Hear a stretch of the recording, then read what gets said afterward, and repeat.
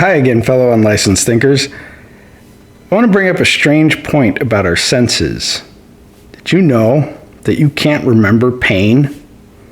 But before I get into that, if you could hit the like button for me, I can't quite reach it from here. Thank you very much. So really, we can't remember pain. I can remember that something hurt. I stubbed my toe on the coffee table. I can remember that that was unpleasant, that I don't want to do it again. But I can't actually remember the pain of stubbing my toe on the coffee table. And that's not just pain, it's also the opposite of that. I can't remember the pleasure. So I can remember being out on a nice sunny day with a cool breeze blowing across my skin. I can remember that clearly. I can remember the emotions that came along with it. I can remember how it made me feel. But I can't remember the wind on my face. I can only remember that as an event. I can't remember it as a sensation. And this applies to other senses as well. It applies to your taste. I can remember trying a certain food and finding it good or bad, but I can't taste that food right now. It applies to, like I said, with touch and pain. I have these really nice soft blankets that I like to use, and the cat loves using them too, of course. So I can remember that they're very soft and nice to touch, but I can't actually feel that blanket. I can't remember the sensation of that blanket. I can't remember how it felt running my hand across it. Smell. I can't remember a smell.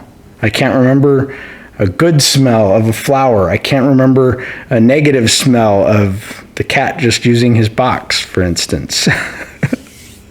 I can't remember that. I can remember the sensations that go along with it. And when I smell something, I can have a memory pulled up of some other time that I experienced that, but I cannot remember the smell. And so there is a weird sense that we have, which is sight. And somehow with sight, you come the closest to actually remembering what it was. Oh, sorry, I didn't cover sound. Sound is the same thing. I can remember hearing something, I can remember what someone said, but I can't remember the sound. I can't hear it again in my head. I might be able to hear a song in my head, sort of, like have it dancing through my head, but I'm not really hearing it. So again, the one that we come the closest with is our vision.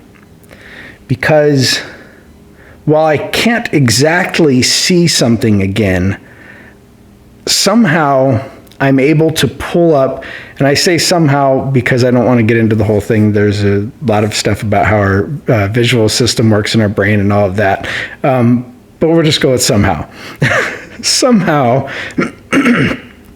somehow I'm able to recount what I've seen as if I'm seeing it in the mind's eye. The mind can pull up this vision again. And I just find that very interesting that we have,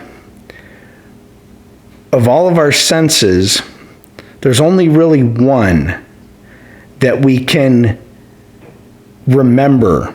All the rest, we can't remember our senses. We can only remember the feelings. We can remember the event. We can remember what surrounded it. We can remember emotions related to it. But we can't remember the actual thing. We can't remember the pain or the pleasure or the sound of something or how something feels when we touch it or that smell. We can't remember any of those. We can only remember that which we've seen. And I think this is by design. I think if we were able to remember our pain, that we would cause ourselves a lot of misery. And the same thing goes if we were able to remember our pleasure, the world would be a little bit weird.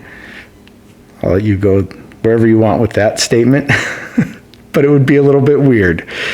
And so I think this is sort of a way that our brains limit us into the present so that we're only really feeling what is happening right now, as opposed to feeling what is happening somewhere else. So it helps us maintain that mindfulness and that presence. Why vision doesn't do that, I don't know. I'll get back to you.